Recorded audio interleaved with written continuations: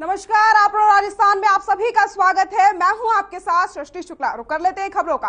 कोटा में दिल दहला देने वाला मामला सामने आया। मामला जिले के रामपुरा थाना क्षेत्र का है, जहां 1.5 वर्षीय मासूम अबीर का शव पानी की टंकी में मिलने से सनसनी फैल गई है। सूचना पर पहुंची पुलिस ने घटनास्थल का जायजा लिया, साथ ही साथ मासूम का शव बरामद करके परिजनों को सौंपा गया। वहीं मामले में परिजनों ने हत्या का आरोप लगाया है। जानकारी के मुताबिक तीसरी मंजिल पर रखी पानी की टंकी में मासूम की लाश मिली है। इतना ही नहीं, बाहर से पानी की टंकी का ढक्कन भी लगा हुआ था।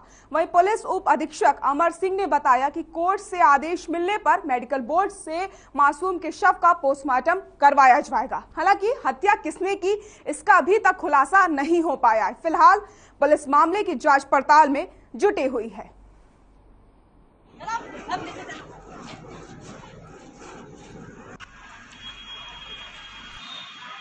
को 6 साढ़े 6 बजे करीब का मामला बताया जा रहा है। परिजनों ने कार्रवाई नहीं चाहने के संबंध में लिखित में दिया था। ये काई में डूबने से मौत हुई थी बच्चे की? परिजन पानी में डूबने से मौत होना बता रहे हैं।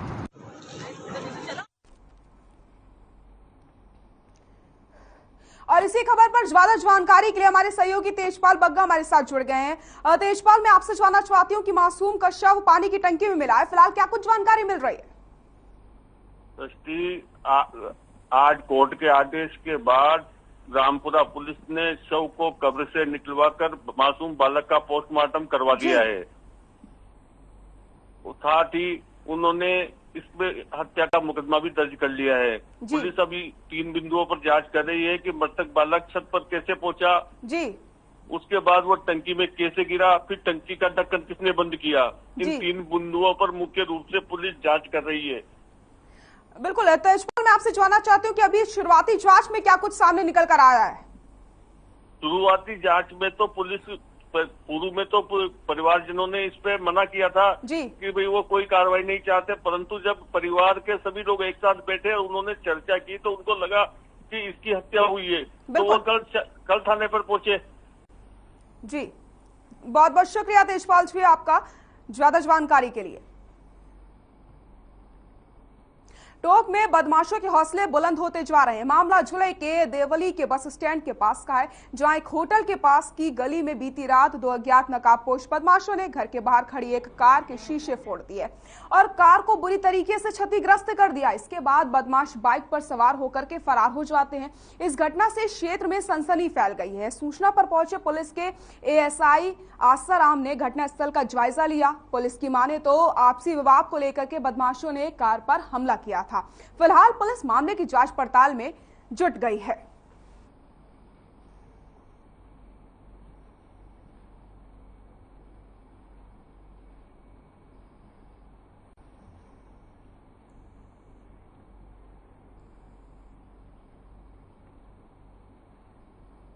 कोटा के मेडिकल कॉलेज व अस्पताल के एमआरआई रूम में कोबरा सांप मिलने से हड़कंप मच जाता है। इतना ही नहीं, सांप को देखते ही मरीजों में दहशत छा गई। वहीं मौके पर पहुंचे स्नेचर गोविंद शर्मा ने इसे पकड़ करके रेंजर भवानी सिंह जादौन की अनुमति से जंगल में छोड़ दिया। इस दौरान स्नैक कैचर शर्मा ने बताया कि एमआरआई रूम के बाहर बड़ी संख्या में भीड़ लगी हुई थी, वहां कोबरा किसी को भी नुकसान पहुंचा सकता था। तो ये तस्वीरें आप देख सकते हैं, कोबरा मिलने से दहशत का माहौल बन जाता है। स्नैक कैचर ने जंगल में कोबरे को पकड़ करके फिलहाल छोड़ दिया है।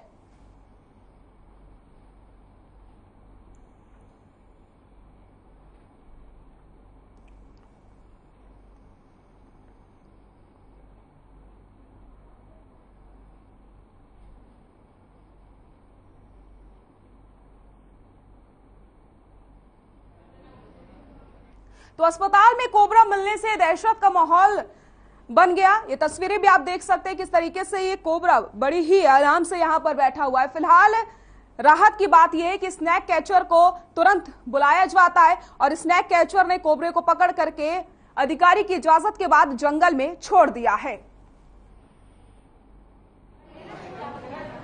मेडिकल कॉलेज में एक कोबरा प्रजाति का सांप पकड़ा है जिसकी 4 फीट से ऊपर लंबाई थी और वो डस्टबिन के पीछे बैठा हुआ था जहाँ पे एमआरआई होती है और वहाँ पे काफ़ी भीड़ लगी हुई देखी गई। मैंने वहां जाके देखा तो वाकई में काफ़ी भीड़ थी और मैंने उस कोबरा को पकड़ा और तुरंत मैंने भवानी सिंह जादौन जी को सूचना देके उसको तुरंत जंगल में रवानगी दी है। और ये अभी मैं धार्मिक स्थान पे खड़ा हूँ, मंदिर एरिया है और चंबल के किनारे में उसको छोड़ के आया हूँ ताकि ठंडाई इलाके में रहे और पानी की कोई कमी नहीं आए कोबरा प्रजाति को, क्योंकि कोबरा गर्मी के हिट के मारे मर जाते हैं। और इसी खबर पर ज्यादा जानकारी के लिए हमारे सहयोगी तेजपाल सिंह बग्गा हमारे साथ जुड़ गए। तेजपाल, आपका रुख करूंगी। कोबरा मिलने से दहशत का माहौल बन जाता है अस्पताल में, क्या कुछ जानकारी मिल रही है? दृष्टि, आज सुबह बुधवार को MRI रूम के भीतर कोबरा प्रजाति का सांप एक पेशेंट ने देखा तो वो एकदम भयभीत होकर उठकर बाहर आया। उसने वहाँ कार्य कर रहे चिकित्सा कर्मियों को बताया कि अंदर सांप है। जब कर्मचारियों ने उस सांप को देखा तो उन्होंने डॉक्टर्स को बताया। डॉक्टर्स ने स्नेक कैचर गोविंद शर्मा को फोन कर मौके पे बुलाया। गोविंद शर्मा ने मौके पे पहुंच कर तुरंत उस सांप को पकड़ा और जंगल में रिलीज कर दिया। कोटा में इन दिनों सांप निकलने की घटनाएं एकाएक बढ़ गई हैं। जी, बहुत मेरी गोविंद शर्मा स्नेक कैचर से जी अपनी बात पूरी करिए तेजपाल जी। तेजपाल जी, अपनी बात पूरी कर लीजिए आप। गर्मी अधिक होने के कारण ये ठंडे स्थानों पर कोबरा सांप पहुंच जाते हैं। जी इसलिए ये सांप ज्यादा निकल रहे हैं। बिल्कुल तेजपाल जी, लेकिन ये हैरानी वाली बात है और यहाँ पर कहीं ना कहीं लोगों को सोचने पर मजबूर कर दिया है कि आने वाले समय में अगर इसी तरीके से सांप निकलते रहे तो लोगों को भी नुकसान पहुंचा सकते हैं ये सांप। सृष्टि, आए दिन सांप काटने की घटनाएं होती है। कल भी MBS अस्पताल में एक महिला के कमर के और नीचे सांप ने काट लिया जो पलंग पे सोई हुई थी। ऐसी कई अनेक घटनाएं हो रही हैं। जी, तो प्रशासन की तरफ से क्या कुछ कदम उठाए गए हैं? प्रशासन की तरफ से चिकित्सा विभाग की टीम ने इसको लेकर कर्मचारियों को कहा तो सभी कमरों की सफाई व्यवस्था ठीक की जाए तथा जहाँ भी कीड़े मकोड़े कुछ भी हो उनको निकाला जाए। जी, बहुत बहुत शुक्रिया आपका तेजपाल जी ज्यादा जानकारी के लिए।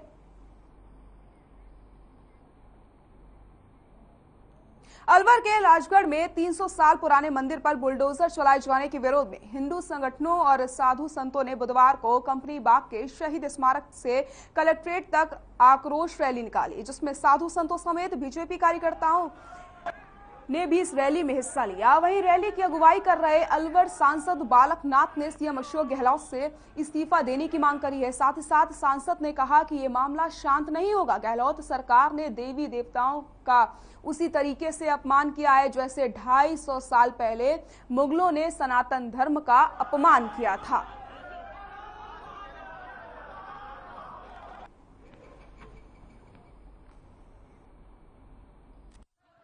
कि जिन लोगों ने राजगढ़ के मंदिर के जो हमारे पौराणिक ऐतिहासिक हमारे देवी देवताओं के मंदिरों का खंडन किया है, उनको खंडित किया है, उन मंदिरों का पुनर्निर्माण हो और जिन लोगों की भूमिका उसमें रही है उन लोगों के खिलाफ सख्त से सख्त कार्रवाई हो और भविष्य में ऐसी घटना राजस्थान के साथ किसी भी राजस्थान के कोने में ऐसी घटना घटित ना हो।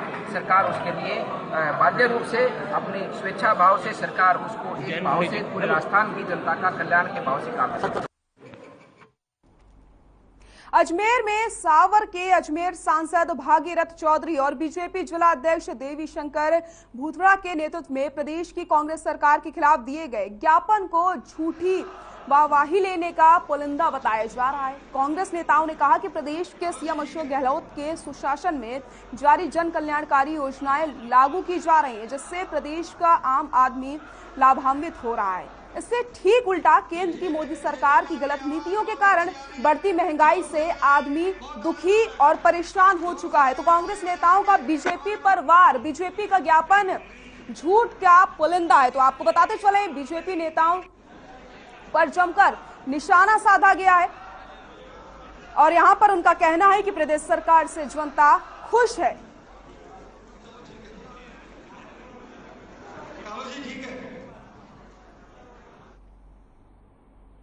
अंधा थाना क्षेत्र में बीते दिन सड़क दुर्घटना में घायल हुए युवक को अस्पताल में मौत हो गई है, जिसके बाद पुलिस ने शव को पोस्टमार्टम करा करके शव परिजनों को सौंप दिया। आपको बताते चले युवक रघुराज पांचवाल बीते 22 अप्रैल को बड़ौदा से कोटा आ रहा था, तभी अंता के पास अज्ञात वाहन ने टक्कर मार दी। इलाज के लिए कोटा के एमबीएस अस्पताल में उसे भर्ती करवाया गया था, जहां उसकी बुधवार को सुबह मौत हो गई। अंततः पुलिस मामले की जांच कर रही है। वहीं परिजनों ने पुलिस पर आरोप लगाया है कि 5 दिन में पुलिस टक्कर मारने वाले वाहन का पता नहीं लगा पाई है।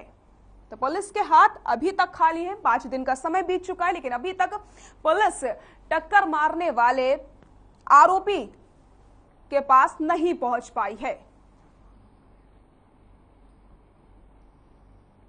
जड़वासा कस्बे के राजीव गांधी सेवा केंद्र पर सरपंच भंवर सिंह गौड़ की अध्यक्षता में प्रशासन गांव के अंतर्गत फॉलोअप शिविर का आयोजन किया गया। उक्त शिविर में नसीराबाद तहसीलदार भंवरलाल सेन, पंचायत समिति श्रीनगर के ब्लॉक विकास अधिकारी ताराचंद ने शिविर में ग्रामीणों की समस्याओं के निस्तारण पर समीक्षा करी और सोमवार को फॉलोअप शिविर में ग्रामीणों की राजस्व और अन्य समस्याओं का निस्तारण किया गया। इस मौके पर सहायक विकास अधिकारी चंद्रा नारायण चौधरी, सहायक अभियंता आरडी गुर्जर सहित कई ग्रामीण मौजूद रहे।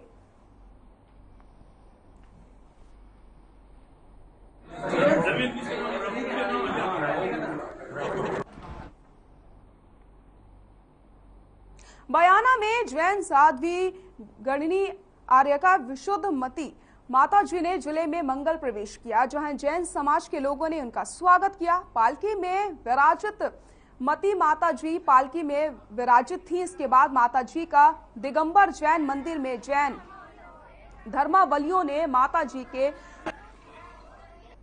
पाद प्रक्षालन करके उनकी आरती उतारी। इस मौके पर आर्यका संघ द्वारा अपने मुखारबिंद से भगवान मुनि सुव्रत नाथ की शांति धारा की गई। वहीं दोपहर को दिगंबर जैन स्कूल परिसर में आर्यका संघ की आहार चर्या हुई।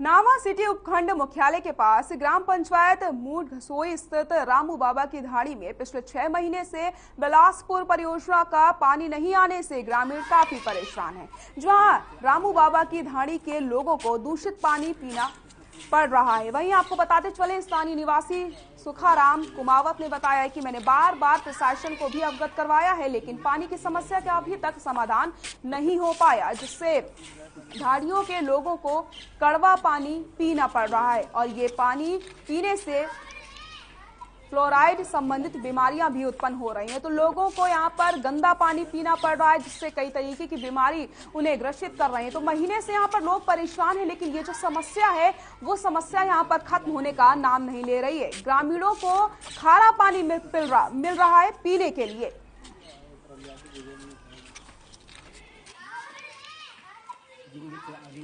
पानी पीने की पानी की समस्या है। तो पानी कितने दिनों से नहीं आ रहा है यहाँ पे? 12 महीने से नहीं आ रहा। तो इस संबंध में कुछ अधिकारियों को अवगत कराया था? मैंने सब इस संबंध में जितने अधिकारी उनको सबको अवगत कराया है। एन साहब, जैन साहब पोर्टल पे सबको अवगत कराया। और यह जगह है राम बाबा की ढाणी और पुणे की ढाणी। खबर पाली से है, जहां 25 साल बाद भी पाली जिले में भीषण जल संकट लगातार गहराता जा रहा है। जिला प्रशासन ने जोधपुर से वाटर ट्रेन मंगवा करके जलापूर्ति का दावा कर रहे हैं, लेकिन स्थानीय प्रशासन जलदाय विभाग की मनमानी और लापरवाही की वजह से कई कॉलोनियों में कई दिनों से जलापूर्ति नहीं हो पाई है, जिसको लेकर के शहरवासियों ने रास्ता रोक करके विरोध प्रदर्शन किया। वहीं कई वार्ड के महिलाओं पुरुषों ने जलादाय के स्थानीय प्रशासन के खिलाफ जमकर नारेबाजी की। लोगों का कहना है कि ग्रामीण क्षेत्रों में तालाब का पानी पीने को लोग यहाँ पर मजबूर हो रहे हैं, तो तालाब का पानी लोगों को मिल रहा है पीने के लिए। जल का जो संकट है वो गहराता चला जा रहा है, लेकिन ये जो समस्या बनी हुई है 25 साल से, उस समस्या से कब लोगों को निजात मिलेगी, ये लगातार सवाल यहाँ पर खड़ा हो रहा है। तो ये तस्वीरें आपके सामने आप देख सकते हैं किस तरीके से यहाँ पर लोगों ने प्रदर्शन किया है, प्रशासन के खिलाफ जमकर नारेबाजी की गई है।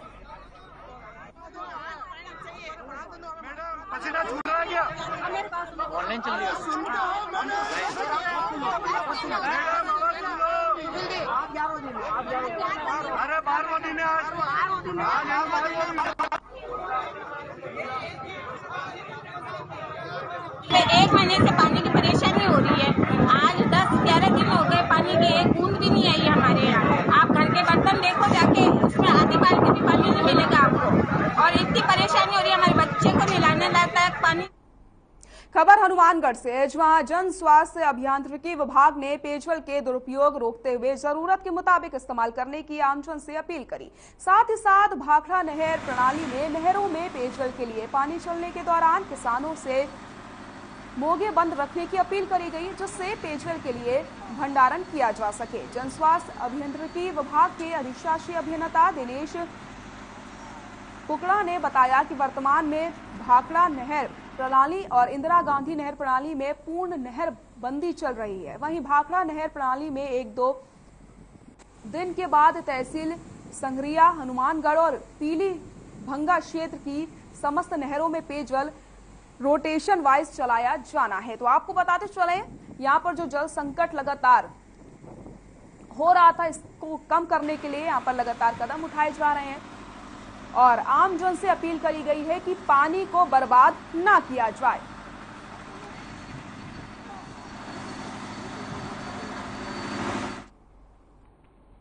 प्रयागपुरा थाना क्षेत्र में बाइक सवार 2 बदमाशों ने पंकज भारद्वाज से मोबाइल लूट की कोशिश की, लेकिन पंकज ने पीछा किया तो आरोपी मोबाइल और बाइक छोड़ करके फरार हो गया। वहीं पुलिस बाइक नंबर के आधार पर आरोपियों की तलाश में जुटी हुई है। प्रयागपुरा थाना कार्यवाहक राजवीर सिंह ने बताया कि यह घटना करीब 9:30 बजे पावटा जोगड़िया क्रेन के पास की है। पंकज भारद्वाज रात को होम ट्यूशन करवा कर आ रहे थे, तभी 2 बाइक सवार बदमाशों ने फोन करने के बहाने पंकज भारद्वाज से फोन मांगा और नियत खराब होने पर मोबाइल लेकर के भागने का प्रयास किया। पंकज आरोपियों से भिड़ गए और उनकी बाइक को गिरा दिया। आरोपी पर अचानक हुए हमले से घबरा करके वो अपनी बाइक और फोन छोड़ करके वहां से भाग निकले।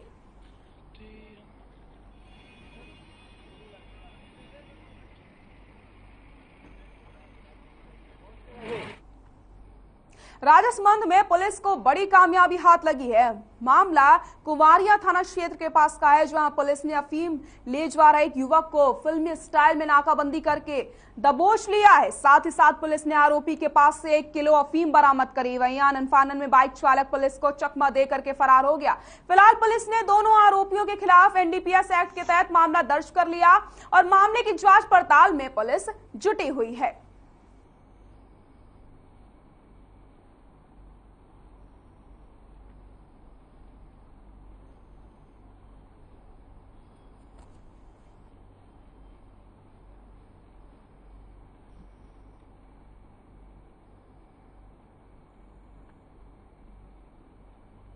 रामगंज मंडी में फसल के अवशेष जलाने का मामला सामने आया। घटना सुकेत थाना क्षेत्र के नया गांव के पास की है, जहां 4 लेन टोल प्लाजा के पास मौजूद एक खेत में किसान ने फसल के अवशेष को जला दिया, जो तकरीबन 1 घंटे तक धू-धू कर जलती रही। आग की लपटें इतनी भयानक थी कि उससे निकलते धुएं और जलती आग का नजारा दूर दूर से साफ देखा जा सकता था। जानकारी के मुताबिक बीते सोमवार इलाके में SDM ने फसल के अवशेष जलाने के एवज में जुर्माने की कार्रवाई की थी। बावजूद इसके किसान फसल के अवशेष जलाने से बाज नहीं आ रहे हैं। वहीं अब पुलिस इस मामले का खुलासा करके संबंधित किसान से जुर्माना वसूल सकती है। तो ये तस्वीरें देखिए आप, फसल के अवशेष को किस तरीके से जलाया गया है और इस भीषण आग को देख करके आप अंदाजा लगा सकते हैं कि यहाँ पर पर्यावरण में इसका कितना भयंकर असर पड़ेगा। तो आने वाले समय में अब कार्रवाई की जा सकती है और जिस किसान ने अपने फसल के अवशेष को जलाया है उससे जुर्माना यहाँ पर वसूला जा सकता है।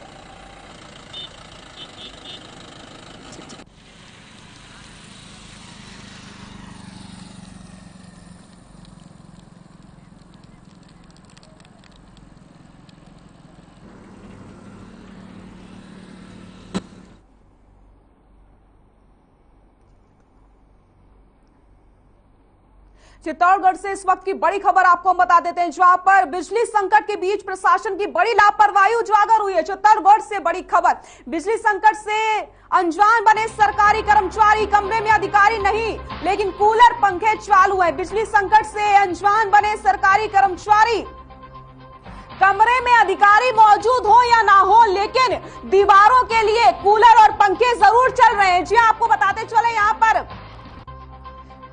प्रशासन की लापरवाही उजागर हुई है। बिजली संकट से अनजान बने हैं ये सरकारी कर्मचारी। कमरे में अधिकारी तो मौजूद नहीं है, लेकिन यहाँ पर कूलर और जो पंखे हैं वो लगातार ऑन रहते हैं। बिजली संकट के बीच प्रशासन की एक लापरवाही उजागर हुई है। चित्तौड़गढ़ से इस वक्त की बड़ी खबर आपको हम बता रहे हैं।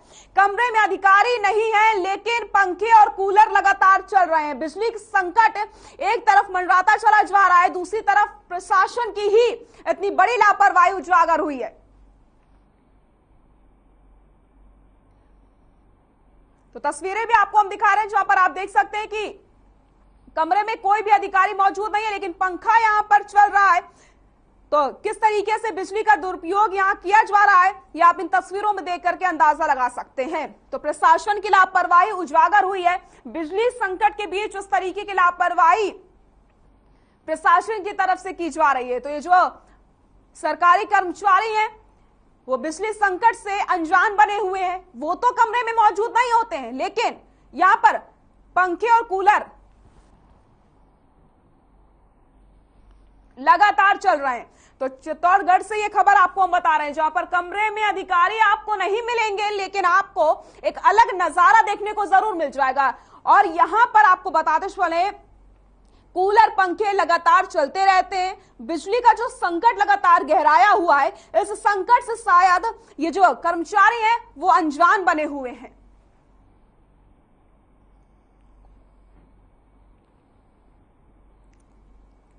और इसी खबर पर ज्यादा जानकारी के लिए हमारे सहयोगी गोपाल हमारे साथ जुड़ गए हैं। गोपाल, आपको रुक करूंगी। कमरे में अधिकारी मौजूद हो या ना हो, लेकिन दीवारों के लिए पंखे और कूलर लगातार चल रहे हैं। बिजली संकट से जो अधिकारी वो अनजान बने हुए हैं। गोपाल, बिल्कुल आपको यहाँ बताना चाहूंगा, यह जो तस्वीरें हैं लगभग 8:45 बजे से लेकर के 9:30 बजे तक की तस्वीरें हैं जो आपके स्क्रीन पर चल रही है। मैं यह बताना चाहूंगा कि यहाँ पर जो चतुर्थ श्रेणी कर्मचारी हैं वो कहीं ना कहीं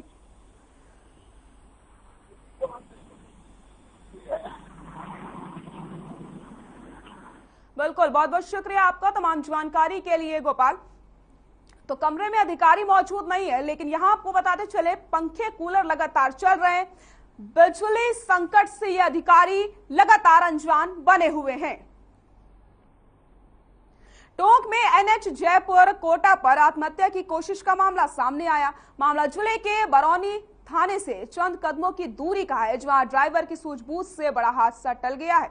वहीं बस ड्राइवर ने बताया कि वह टोंक जयपुर की ओर से जा रहा था। इसी दौरान बरौनी पुलिया के पास खड़ी बाइक पर बैठे 2 युवकों में से एक युवक अचानक बस के आगे आकर लेट गया, लेकिन ड्राइवर ने तुरंत ही सूझबूझ दिखाते हुए यात्रियों और युवक की जान बचाते हुए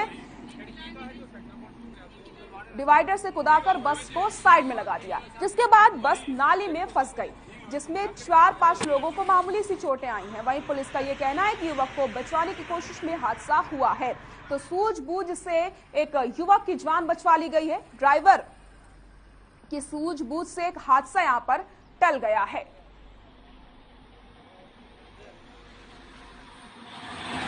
बरौनी पुलिया से थोड़ा पहले एक बाइक पर 2 आदमी सवार थे, जो कि एक बाइक पे बैठा रहेगा, एक बाइक से नीचे उतर गए, गाड़ी के सामने लेट गया अपनी आत्महत्या करने के लिए।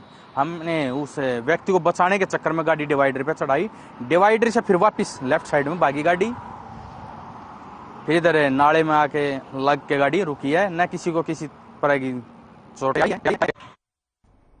जोधपुर रेल मंडल के लूनी समदड़ी रेल खंड पर विद्युतीकरण का कार्य शुरू हो चुका है, जिसमें तार बिछाने का काम किया जा रहा है। वहीं मंडल रेल प्रबंधक गीतिका पांडे ने बताया कि मंडल पर रेल विद्युतीकरण कार्य के प्रथम चरण में इस रेल खंड पर ORH खंभे लगाने का कार्य पहले ही पूरा करवा लिया गया है। वहीं कुल 152 किलोमीटर रूट इसके लिए निर्धारित किया गया है, जिसके तहत मारवाड़ जंक्शन से लूड़ी से जोधपुर तक विद्युतीकरण का कार्य लगभग पूरा होने को है और मारवाड़ से लूड़ी खंड के कार्य को फिट मिल चुका है।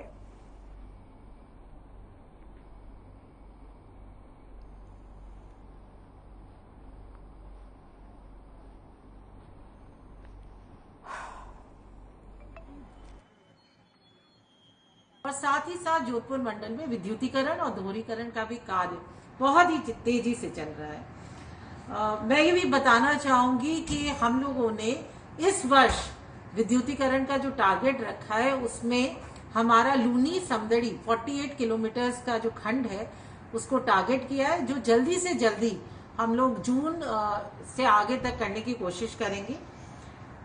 और ये भी मैं बताना चाहूंगी कि हर क्षेत्र में जोधपुर मंडल का बहुत ही उत्कृष्ट प्रदर्शन रहा है।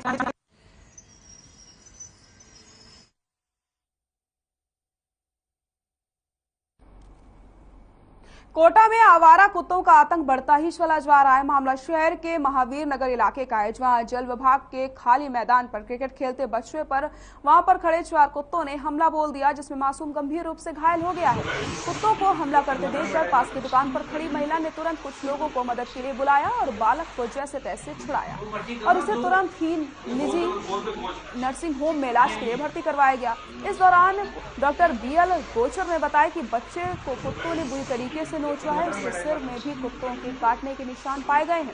वहीं मासूम के परिजनों ने प्रशासन से आवारा कुत्तों को सही जगह पर छोड़ने की मांग करी है।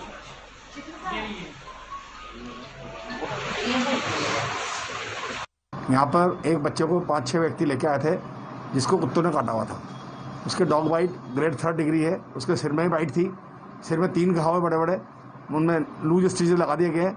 उसके बैक में बाइट है, लेफ्ट अपर आर्म में बाइट है और लेफ्ट थाई में बाइट है। अगर इसका टाइम पे इलाज नहीं हो तो बहुत डेंजरस है, बच्चे की मौत भी हो सकती है। रिपोर्ट 6:30 के लगभग निकला था, ज्यादा टाइम भी नहीं होता, आधे घंटे में आ जाता है आने में। तो ये हाँ, वो जलदाय विभाग के कार्यालय में खेल रहा था।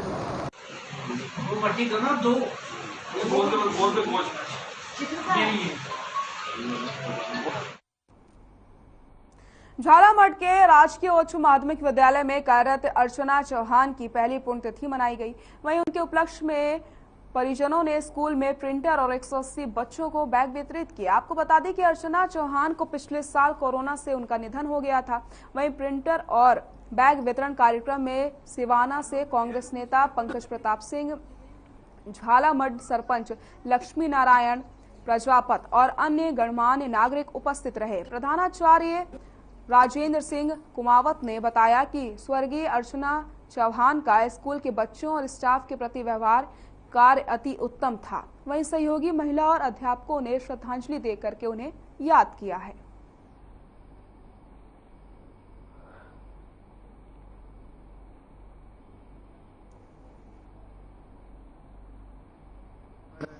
गवर्नमेंट सीनियर सेकेंडरी स्कूल झालामठ में अध्यापिका L1 के पद पर कार्यरत थे। 29 अप्रैल 2021 को कोविड के कारण उनका देहांत हो गया था। आज प्रथम पुण्यतिथि पर उनके परिवारजनों की तरफ से विद्यालय को 30,000 का एक प्रिंटर एवं सभी कक्षा 1 से 5 तक के बच्चों को बैग वितरित किए गए। इसके लिए इस परिवार के प्रति सादर धन्यवाद। आपका नाम sir? Rajendra Singh Kumawat, principal Jhalamath senior secondary school.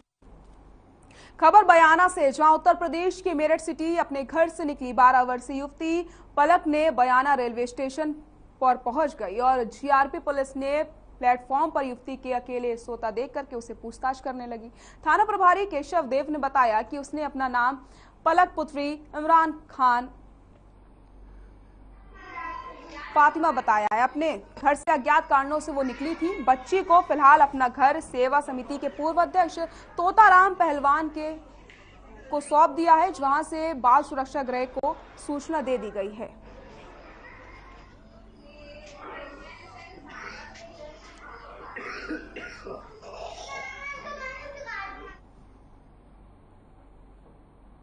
खबर दूदू से है, जहां मोजामाबाद पंचायत समिति मुख्यालय पर स्वास्थ्य मेले का आयोजन किया जाता है और ये आयोजन सामुदायिक स्वास्थ्य केंद्र परिसर में आयोजित हुआ। वहीं शिविर में मुख्यमंत्री सलाहकार बाबूलाल नागर ने शिरकत की। वहीं कार्यक्रम की अध्यक्षता अतिरिक्त जिला कलेक्टर राजेंद्र सिंह शेखावत ने की। उप जिला कलेक्टर भूपेंद्र सिंह, तहसीलदार अभिषेक कुमार सिंह, ब्लॉक CMHO श्याम सुंदर दायमा, चिकित्सा प्रभारी मौजमाबाद मदन लाल चौधरी इस मौके पर मौजूद रहे।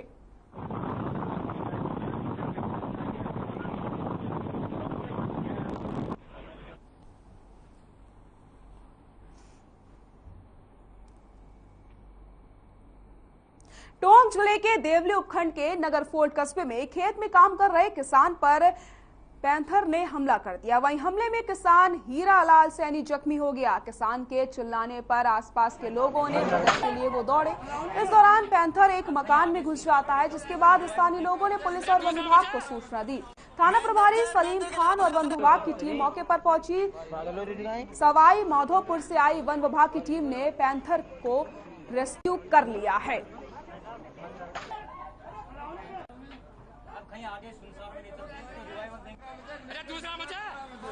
महेंद्र के अलावा